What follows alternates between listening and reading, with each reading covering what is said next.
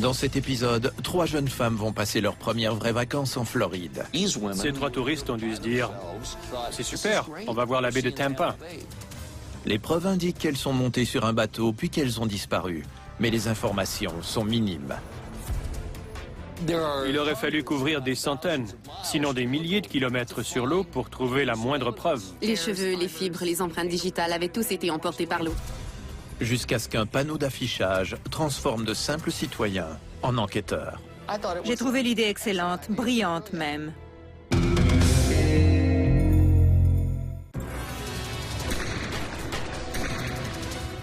Un quadruple meurtre. Mais il y a peu d'indices et le mobile est incertain. C'était une affaire difficile. Au début, on n'avait aucune piste. Jusqu'à ce que des voisins offrent une piste potentielle. Ils ont vu un jeune homme et une jeune femme marcher sur le trottoir, habillés tout en noir. Mais est-ce que ce sera suffisant?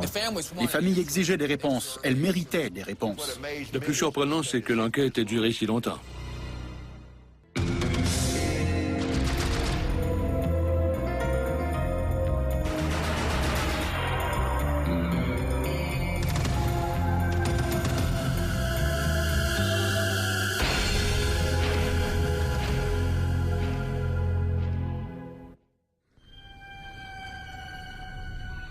Par un chaud matin de juin, les autorités découvrent les corps de 3 femmes flottant dans la baie de Tampa, en Floride. On a tout de suite su que ce n'était pas un accident. Elles étaient ligotées et attachées à des blocs de ciment.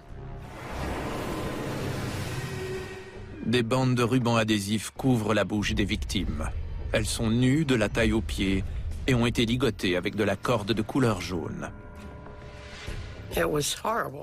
C'était vraiment horrible. Je ne comprends pas comment on a pu faire ça à ces pauvres filles. Avant tout, les enquêteurs devront découvrir l'identité des 3 jeunes femmes. Elles n'avaient pas de carte d'identité. On n'avait aucun moyen de savoir qui elles étaient, d'où elles venaient ou avec qui elles étaient entrées en contact avant leur mort. Même si chaque victime est attachée à un bloc de ciment de plus de 13 kilos, la décomposition a généré des gaz qui font remonter les corps et les blocs de béton à la surface. L'eau était très chaude. Si la température ambiante et celle de l'eau avaient été plus froides, un bloc de cendres les aurait peut-être maintenus au fond de l'eau. Mais peu de gens y auraient songé. Le médecin légiste estime que les corps ont passé au moins 3 jours sous l'eau. Pour découvrir l'endroit où les victimes ont été jetées à l'eau, les enquêteurs sollicitent l'aide des experts de l'Université de Floride qui analyseront les mouvements des courants durant ce laps de temps. On croyait qu'elles avaient été larguées au beau milieu de la baie, plutôt que jetées d'un pont ou du rivage. Les médias locaux diffusent l'histoire et le gérant d'un hôtel voisin communique avec les policiers. Il signale que 3 jours plus tôt, une femme et ses 2 filles s'étaient enregistrées à son hôtel et que depuis, il ne les a pas revues. Mais que leurs bagages sont toujours dans la chambre. Personne n'avait touché à leurs affaires personnelles. C'est comme si elles étaient parties la veille. Il n'y avait pas d'autres signes d'occupation. Les lits n'étaient pas défaits, les serviettes étaient propres. Rien n'avait été déplacé. La chambre avait été louée par John Rogers et ses 2 filles. Les autorités entrent en contact avec Hal Rogers, le mari de John, qui gère une ferme laitière dans l'Ohio. Le shérif est venu me voir. Il a fallu que j'obtienne leurs fiches dentaires pour qu'on puisse les identifier. Les fiches dentaires confirment l'identité des victimes. John Rogers, âgé de 36 ans. Michelle Rogers, âgée de 17 ans. Et sa sœur Christy, âgée de 14 ans. Je ne souhaite ça à personne. Pas même à ceux que je déteste vraiment, de tout mon cœur. Non, je ne leur souhaite pas ça. L'autopsie confirme les pires craintes des autorités. Les poumons des victimes sont remplis d'eau, ce qui veut dire qu'elles ont été jetées vivantes dans la baie.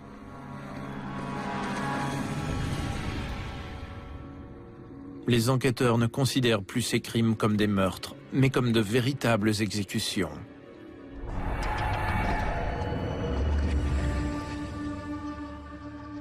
Cette horrible histoire a ébranlé tous les résidents de la région de Tampa Bay. Les gens voulaient savoir quel monstre avait pu faire une chose pareille. Je crois qu'il ne leur a pas bandé les yeux parce qu'il voulait que chacune d'elles soit consciente de ce qui arrivait aux autres. Il voulait voir la peur dans leurs yeux pendant qu'il leur faisait tout ce qu'il voulait. C'était un type vraiment pervers. Mais qui donc avait intérêt à tuer 3 touristes en les jetant dans la baie de Tampa?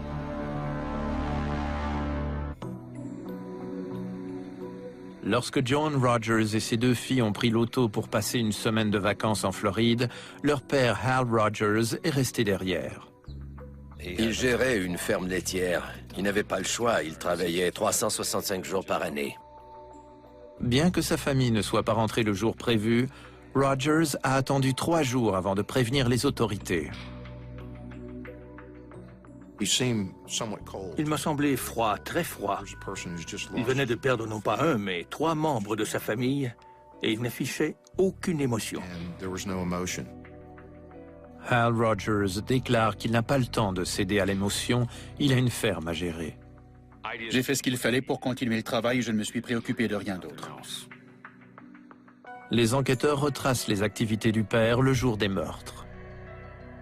Heureusement pour lui, Rogers n'aime pas faire la cuisine. Il a mangé tous ses repas dans des restaurants du coin et de nombreux témoins lui fournissent un alibi. Les gens savaient que j'étais allé manger dans ce resto le matin et le soir. J'étais pratiquement insoupçonnable. Au cours des autopsies, le médecin légiste découvre que l'eau de mer a éliminé des preuves médico-légales essentielles. Les corps étaient restés immergés dans l'océan pendant une période assez longue pour que les preuves, les cheveux, les fibres, les empreintes digitales, soient essentiellement lavées par l'eau salée. Le médecin légiste ne peut même pas affirmer avec certitude que les victimes ont été agressées sexuellement. En fait, on n'avait à peu près aucune preuve médico-légale. Les policiers se mettent à la recherche de l'automobile de Joan Rogers. Ils la retrouvent près d'un embarcadère, à environ 1,5 km de son hôtel et à 40 km de l'endroit où on a retrouvé les 3 corps.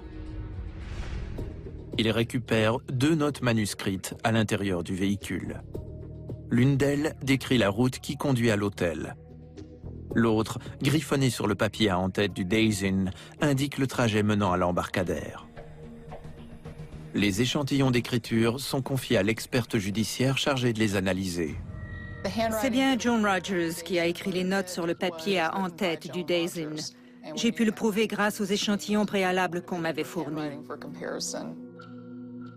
Mais l'écriture de la 2e note, celle qui devait guider les Rogers jusqu'à leur hôtel, n'est pas la même. J'ai pu déterminer avec certitude que la note de la brochure n'avait pas été écrite par Madame Rogers ou ses filles.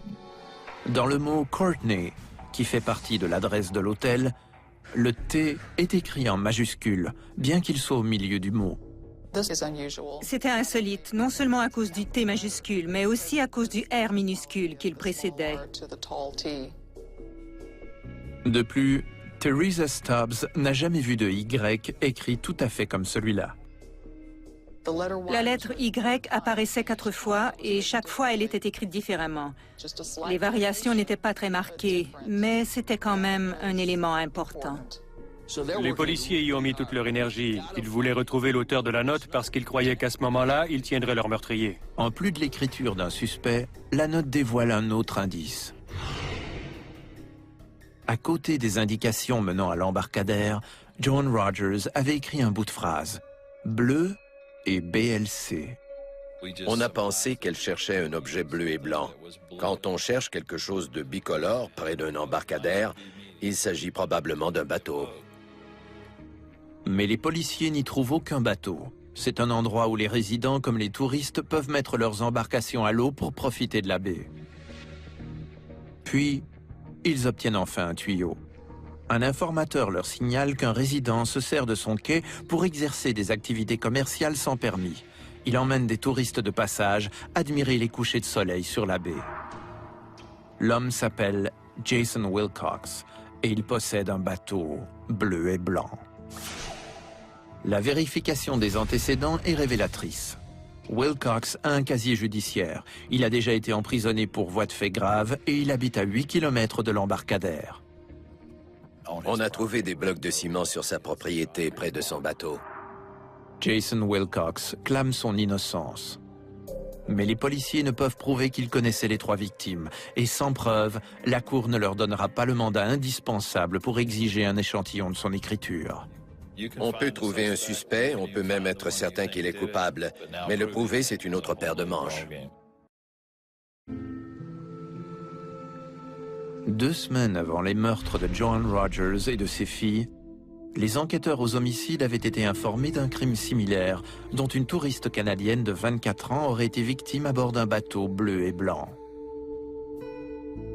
Il lui avait offert une promenade en bateau dans la baie. Naturellement, elle avait sauté sur l'occasion.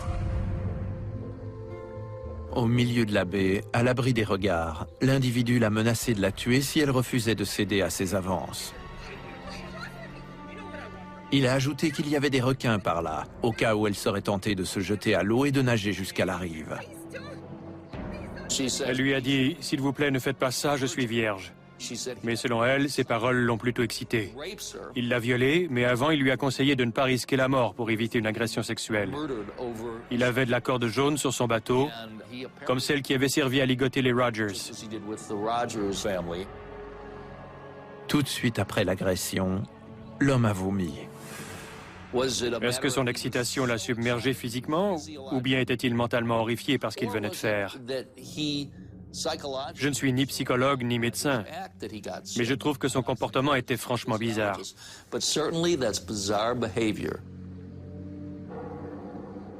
Inexplicablement, l'homme a attendu jusqu'à la nuit tombée, puis il s'est approché de la rive et il lui a permis de rentrer à la nage.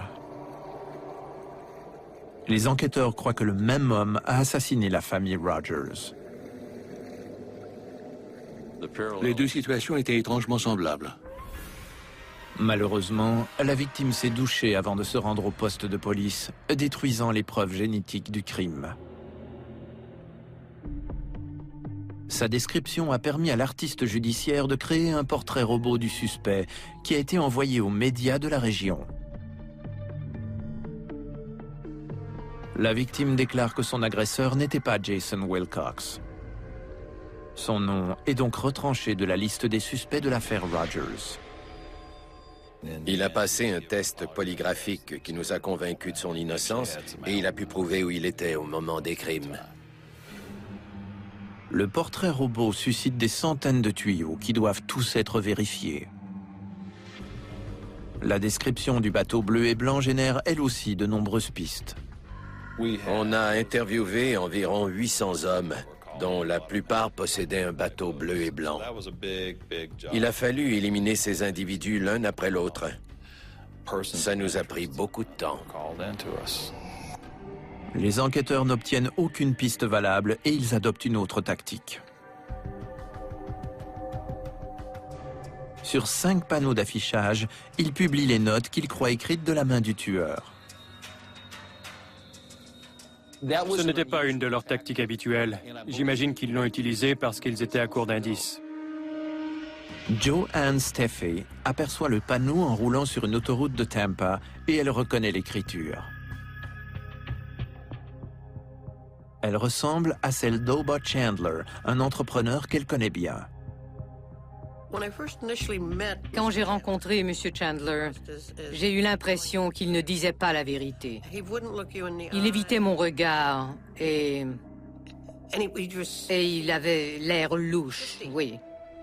Joanne rentre à la maison et retrouve le reçu que Chandler lui avait laissé après avoir fait des travaux chez elle. En l'examinant, j'ai senti mes genoux fléchir. J'ai eu un tel choc que j'ai failli m'écrouler. J'avais la preuve qu'il était l'homme recherché par les policiers. Je n'avais pas le choix. Je devais communiquer avec eux. Le reçu manuscrit d'Oba Chandler est comparé à la note découverte dans la voiture de John Rogers. J'ai vite compris que c'était lui. Quand j'ai trouvé un T majuscule après l'autre dans sa note manuscrite, mon cœur s'est mis à battre plus vite. Ensuite, j'ai dépisté toutes les variations du Y de la brochure. J'ai vite su qu'on tenait le rédacteur de la note. Oba Chandler est un entrepreneur de construction de 43 ans. Il est marié et il a 8 enfants nés de 7 mères différentes. Son casier judiciaire, qu'il étoffe depuis l'adolescence, comprend 2 agressions sexuelles. Mais l'information la plus révélatrice est son adresse. La résidence de M. Chandler était située en bordure d'un canal, à environ 1 kilomètre de l'embarcadère où on avait retrouvé la voiture des victimes. Les enquêteurs obtiennent les registres des communications navire-terre qui sont enregistrés chaque fois qu'un appel à terre provient d'un bateau. Ces registres prouvaient que Oba Chandler était sur l'eau non seulement le jour du viol, mais aussi au moment du triple homicide. C'était une découverte absolument capitale. Chandler refuse d'admettre qu'il est coupable des meurtres. Mais après l'avoir appréhendé, les policiers convoquent la seule personne qui puisse l'identifier. La touriste canadienne violée à bord du bateau bleu et blanc. Elle a désigné sa photographie et a réagi fortement dès qu'elle l'a vue. Elle a aussi signalé qu'elle aimerait le voir en chair et en os au cours d'une séance d'identification.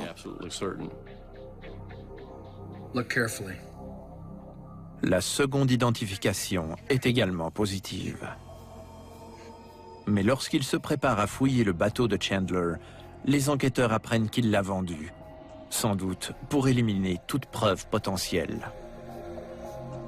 Les procureurs savent que pour obtenir un verdict de meurtre contre Chandler, ils devront trouver des preuves plus convaincantes qu'un échantillon de son écriture.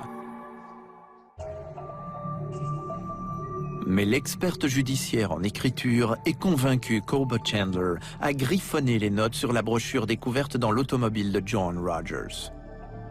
Et les enquêteurs espèrent qu'elle leur fournira une autre preuve de la culpabilité de Chandler. Nous avons traité la brochure à la ninidrine, un produit chimique qui réagit au contact des aminoacides de nos empreintes digitales. Au contact de la ninidrine, les empreintes deviennent pourpres et peuvent être photographiées. Plusieurs empreintes digitales, de même que l'empreinte d'une paume, apparaissent sur la brochure. Certaines des empreintes provenaient d'une des victimes. Mais il y avait aussi des empreintes d'origine inconnue. L'empreinte palmaire est d'origine inconnue. Elle est d'excellente qualité. On compare la paume droite de Chandler à l'empreinte de la brochure du Days Inn.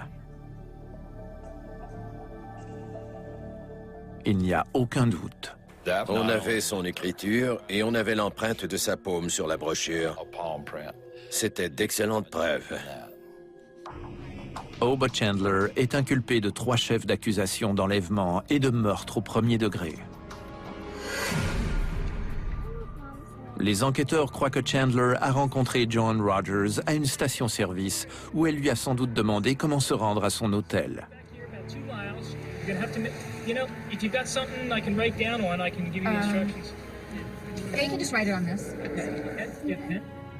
L'homme a fourni les indications requises, laissant un échantillon de son écriture et l'empreinte de sa paume sur la brochure.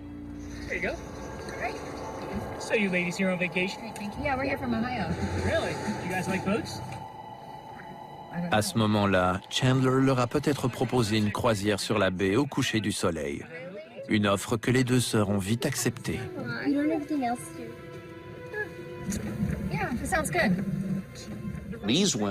Elles étaient en vacances, elles voulaient voir la baie de Tampa. Et elles croyaient avoir rencontré un type bien.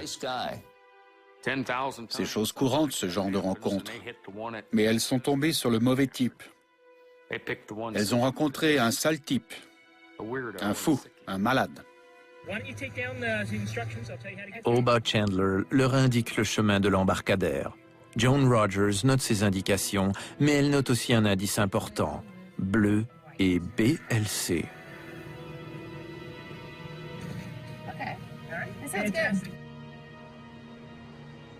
Plus tard ce soir-là, Chandler les emmène sur l'eau, où elles sont à sa merci.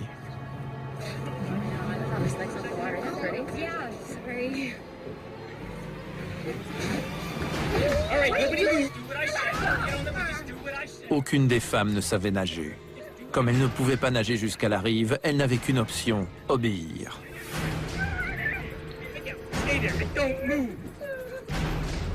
Elles sont ligotées et bâillonnées, et probablement agressées sexuellement.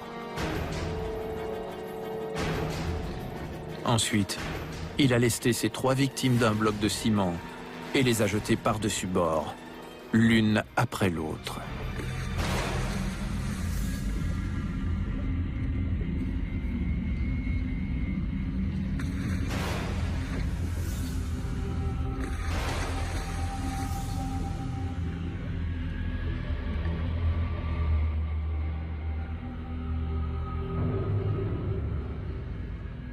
Mais Oba Chandler a laissé une preuve électronique en communiquant avec sa femme par radio navire terre.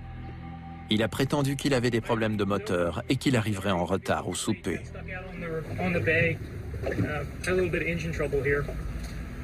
Il a commis une deuxième erreur en laissant les traces de son écriture et de sa paume derrière lui. Oba Chandler est jugé, reconnu coupable et condamné à mort. Oba Chandler, you have not only forfeited your right to live among us, under the laws of the state of Florida, you have forfeited your right to live at all. Mr. Chandler, may God have mercy on your soul. L'audace des policiers qui ont affiché la preuve dans toute la ville leur a permis de résoudre le mystère. J'ai trouvé l'idée excellente, brillante même. Les enquêteurs peuvent uniquement suivre les pistes qu'on leur soumet. Lorsqu'ils les ont épuisées, il devient parfois nécessaire d'innover et d'impliquer le public dans les recherches. Les enquêteurs étaient dans un cul-de-sac. Ils ne savaient plus quoi faire et ils se sont dit « Qu'est-ce qu'on risque à utiliser les panneaux d'affichage ?» C'était peut-être un coup de dé, mais ils ont gagné. L'identification de son écriture a été le moment décisif de l'enquête. C'est ce qu'il a perdu.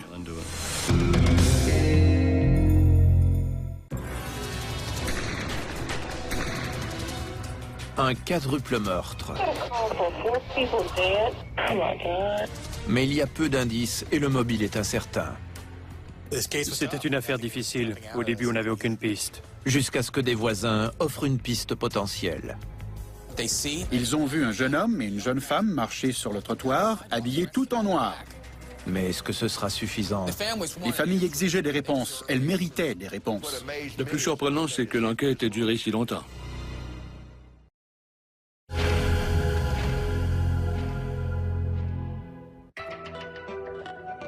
Clear Lake, une banlieue de Houston au Texas, est la mecque des professionnels de l'industrie aérospatiale. On y trouve de nombreux quartiers élégants et prospères.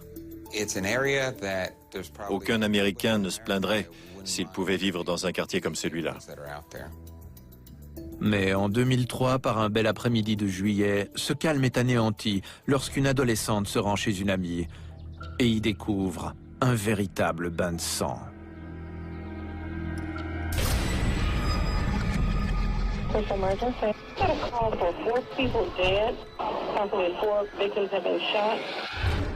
Dans le séjour, les policiers découvrent 4 jeunes adultes tués par balle. Ils sont morts depuis plusieurs heures. En entrant à gauche, on a tout de suite vu une victime de sexe féminin couchée à plat ventre. Un homme et une femme étaient allongés sur le sofa. Et derrière eux, entre le sofa et le mur, on a trouvé le corps d'un homme, la 4e victime. On se serait cru dans un abattoir. Il y avait du sang sur les murs, des trous de balles près des poutres, des douilles sur le sol. Tous les meubles étaient couverts de sang. Les victimes sont Tiffany Rowell, âgée de 18 ans, qui habitait sur les lieux, son petit ami Marcus Prosella, Adelbert Sanchez, âgé de 21 ans, et Rachel Colorutis, âgée de 18 ans. Tout porte à croire que les victimes regardaient la télévision et qu'elles ont été attaquées à l'improviste. Ils étaient étendus sur les sofas, les pieds surélevés, comme on le fait quand on relaxe devant la télé.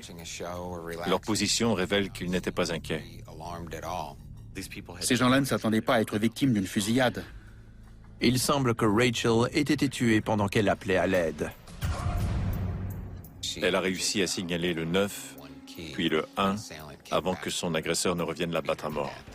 Rachel a reçu 6 balles et elle a été battue avec la crosse du pistolet. Les douilles récupérées sur le lieu du crime indiquent qu'on a utilisé 2 armes, un pistolet de 9 mm et une arme de calibre 38. On cherchait au moins 2 suspects. Personne ne se promène avec un 9 mm dans une main et un 38 dans l'autre. Il n'y a aucun signe d'effraction. La scène d'un crime parle aux policiers. Celle-ci nous a confirmé que les victimes connaissaient leurs agresseurs. Le père de Rachel apprend la nouvelle en regardant la télévision. Je me suis rendu là-bas, j'ai vu ma femme, les gens attroupés dans la rue et les scellés des policiers. J'ai voulu entrer dans la maison, mais un officier m'en a empêché.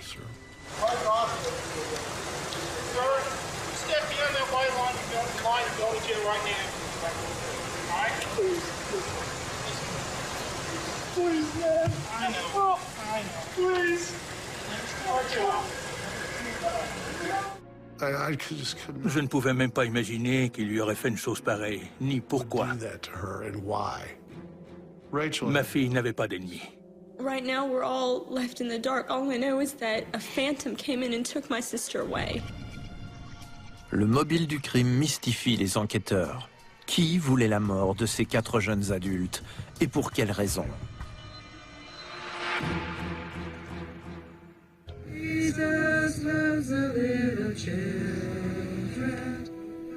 Le lendemain des meurtres des 4 jeunes, des dizaines d'anciens camarades de classe se rassemblent devant la maison.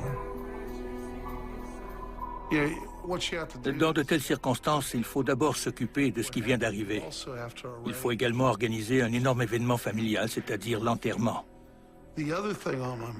En plus, je voulais connaître les coupables et aussi faire en sorte que les policiers disposent de toutes les informations nécessaires pour faire leur travail. Les autorités apprennent que les 2 garçons tués à Clear Lake étaient impliqués dans le trafic de stupéfiants, ce qui leur fournit un mobile préliminaire. Marcus menait une existence dangereuse en vendant des stupéfiants. Il avait enrôlé son cousin Adalbert dans ce trafic et ils ont exposé Rachel et Tiffany aux conséquences de leurs actes. Sur le lieu du crime, les données balistiques prouvent que 21 coups de feu ont été tirés et que 17 balles ont atteint leur cible. De prime abord, ça ressemblait à une fusillade planifiée, avec très peu de cafouillage et un minimum de balles perdues. On n'a pas trouvé les armes des tueurs sur les lieux, ni aucune autre arme. 3 des victimes sont mortes au cours de la fusillade. Mais même si Rachel a reçu 6 balles, un traumatisme crânien a provoqué son décès. Les policiers apprennent aussi que Tiffany, âgée de 18 ans, vivait seule dans la maison depuis que son père avait emménagé avec sa nouvelle épouse. Je croyais qu'il habitait la maison avec Tiffany. Après le mariage, j'ai appris qu'elle y vivait seule. Tout le monde savait qu'on y faisait la fête régulièrement. Et plusieurs personnes nous ont confirmé qu'on y consommait des stupéfiants. En interrogeant les voisins, les enquêteurs découvrent que personne n'a entendu les coups de feu. Au beau milieu de l'été, les climatiseurs ronronnaient derrière les portes et les fenêtres fermées. Mais des interrogatoires plus serrés dévoilent des indices importants. Quand on passe un voisinage au crible, on ne demande pas aux gens s'ils ont vu quelque chose d'inhabituel ce jour-là, mais plutôt s'ils ont vu quelque chose qu'ils ne voient pas tous les jours dans le coin. C'est alors qu'un des voisins de Tiffany offre de l'information aux policiers. Ils ont vu un jeune homme et une jeune femme marcher sur le trottoir, habillés tout en noir. Lois Gibson, une artiste judiciaire bien connue, est chargée de créer 2 portraits robots basés sur les descriptions des voisins. Je n'avais pas grand-chose, à part les impressions de 2 personnes distraites qui avaient regardé par la fenêtre et aperçu un homme et une femme, c'est tout. Ses premières questions concernent la race et l'âge des promeneurs. Il s'agissait de 2 jeunes blancs à l'aube de l'âge adulte. Selon les témoins, ils avaient l'air de jeunes gens minces et attrayants, normaux quoi. Les grands yeux de la jeune femme semblaient être son seul trait distinctif. Les deux voisins ajoutent qu'elle portait un bandana. Le bandana cachait ses cheveux et ça m'a embêté. Les cheveux m'aident à créer le portrait d'une femme car ils définissent sa personnalité. Grâce à des aides visuelles et à des centaines de photos de différents traits faciaux, Lois Gibson tente de cerner les particularités des visages des suspects.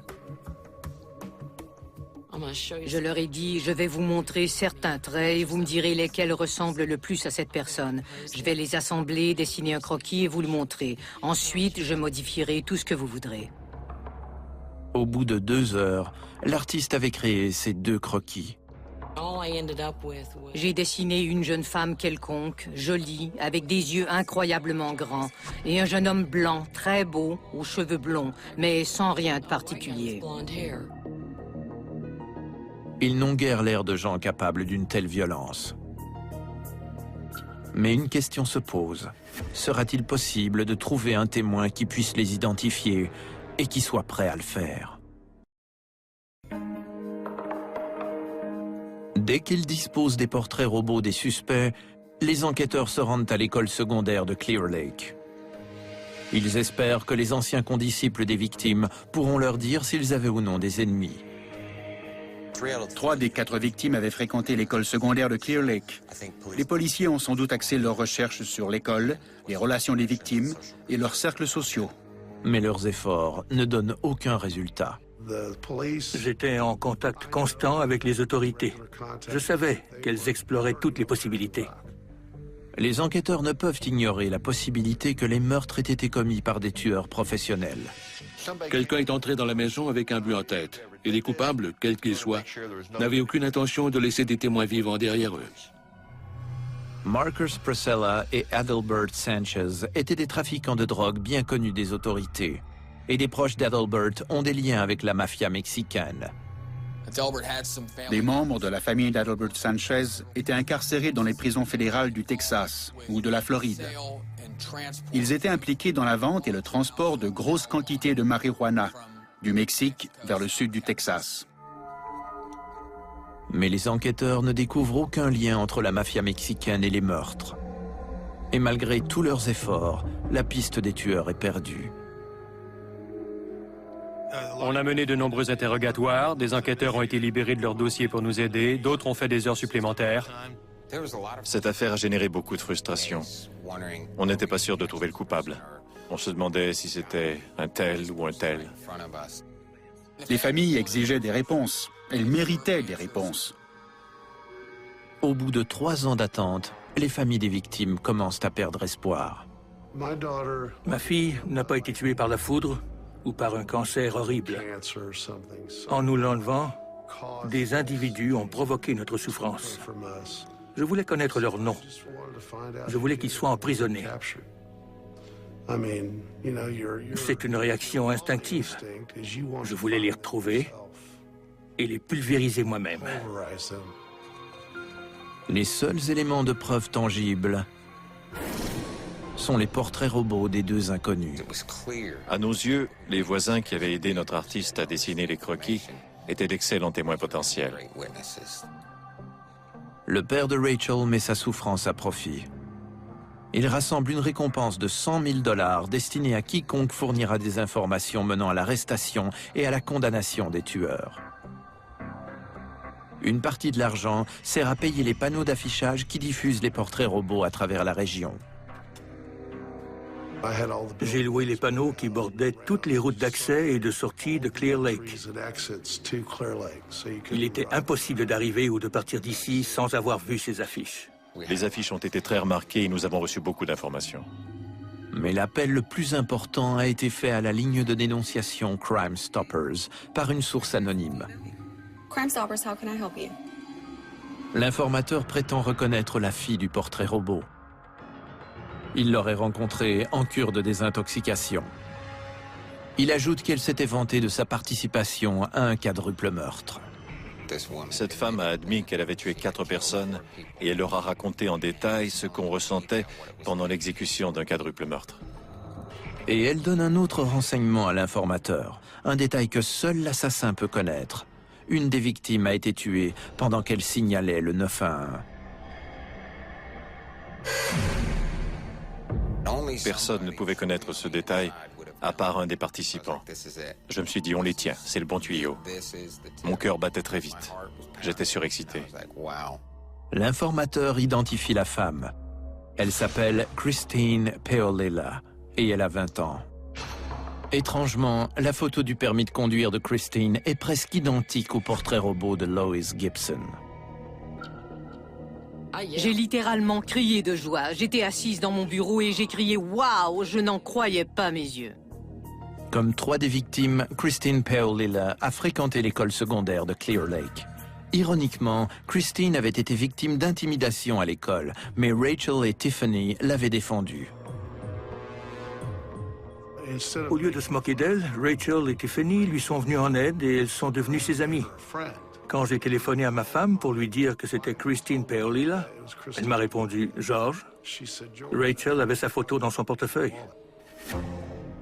Mais pourquoi Christine aurait-elle tué ses 2 amies? Et surtout, où est-elle passée?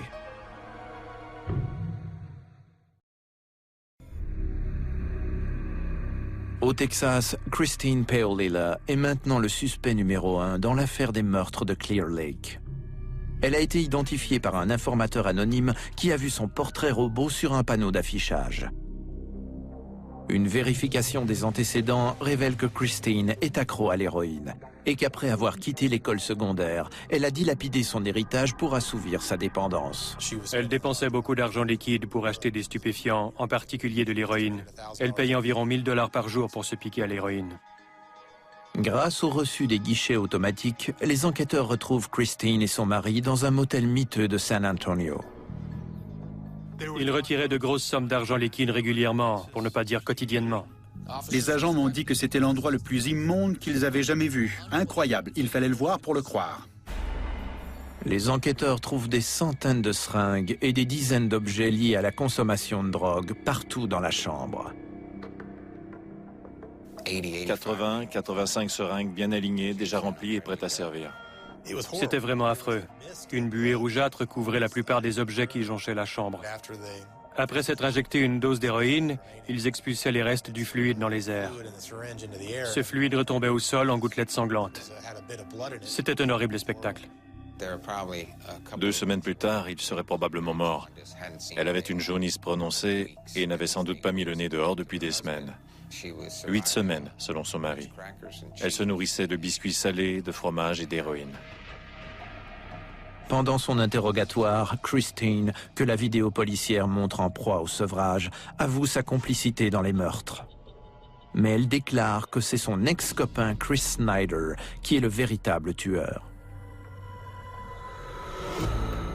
Tout comme celui de Christine, le portrait robot de Snyder est très ressemblant.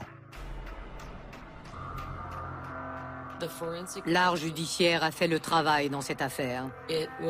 J'ai frappé dans le mille.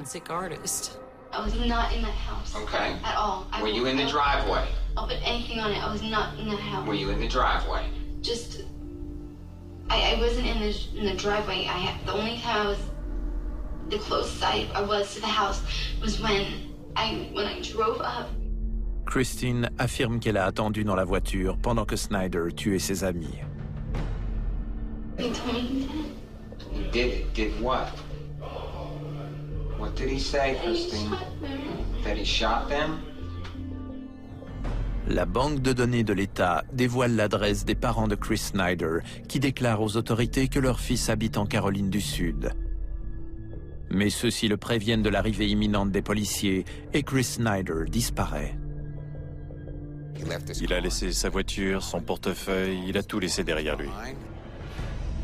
Les policiers retrouvent son corps dans un boisé voisin. Les tests toxicologiques prouvent qu'il a ingurgité une dose mortelle d'antidouleur.